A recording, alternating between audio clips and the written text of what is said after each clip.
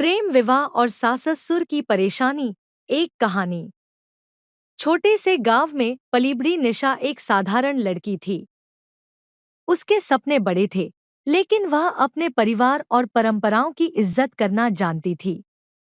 College में पढ़ाई के दौरान उसकी मुलाकात अरमान से हुई।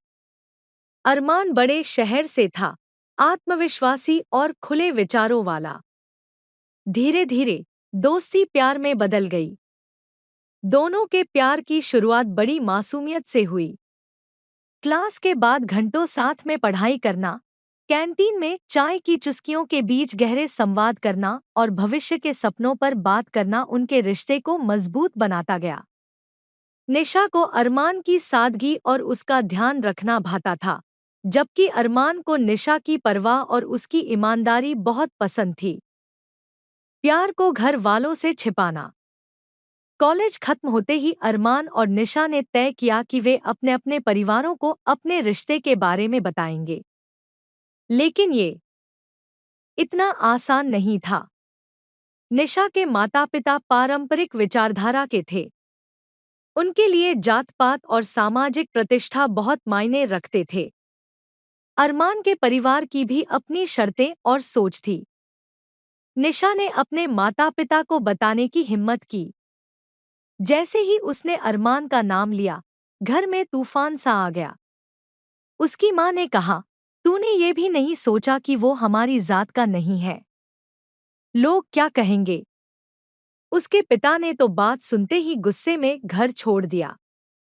वहीं अरमान के माता-पिता ने कहा, हमने तेरे लिए एक लड़की देख रखी है।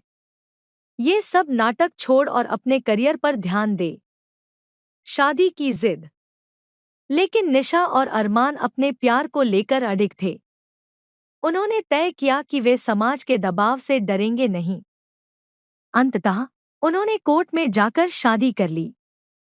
शादी के बाद वे निशा के ससुराल पहुंचे। सास-ससुर का चेहरा देखते ही निशा समझ गई कि उसे यहाँ खुद को साबित करने लिए लंबा रास्ता तय करना होगा। अरमान के पिता ने गुस्से में कहा, तुम दोनों ने हमारी इज्जत मिट्टी में मिला दी। हमें न अपने रिश्तेदारों का सामना करना है, न समाज का। सास भी ताने मारने में पीछे नहीं रही। न जाने कौन सी चालाक लड़की फंसा लाई मेरा बेटा। अब देखती हूँ कैसे इस घर में टिकती है। सास-ससुर की चुनौती। निशा ने खुद को शांत रखा। वह जानती थी कि उसे अपने व्यवहार से ही उनकी सोच बदलनी होगी। उसने घर के काम में हाथ बंटाना शुरू किया। सुबह जल्दी उठकर सास के साथ रसोई में मदद करना और ससुर के लिए चाय बनाना उसकी दिनचर्या बन गई।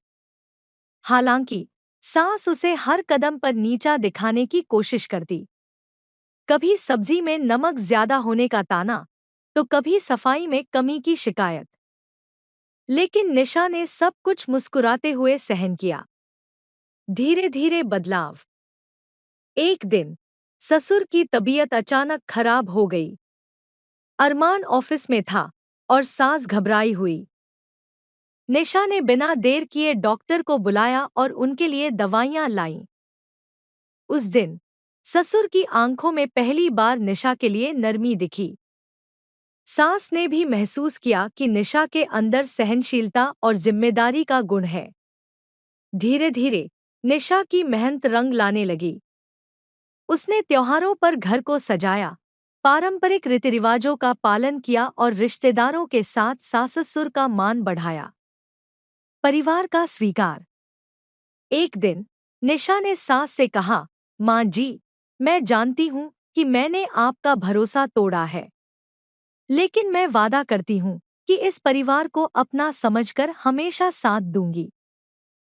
सास ने निशा के सिर पर हाथ रखकर कहा, बेटा, हमें लगा था कि तुम हमारे परिवार को तोड़ दोगी, लेकिन तुमने इसे और मजबूत बना दिया।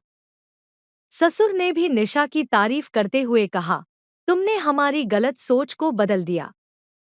हमें तुम पर गर्व है। अंत में सुखद जीवन। आज निशा और अरमान का जीवन सास-ससुर के साथ खुशहाल है। उनके प्यार ने यह साबित कर दिया कि अगर रिश्ते सच्चे हों, तो कोई भी मुश्किल उन्हें तोड़ नहीं सकती। निशा ने अपने धैर्य और प्यार से सास-ससुर का दिल जीत लिया। यह कहानी इस बात का उदाहरण है कि प्रेम और विश्वास से किसी भी रिश्ते को सुधारा जा सकता है।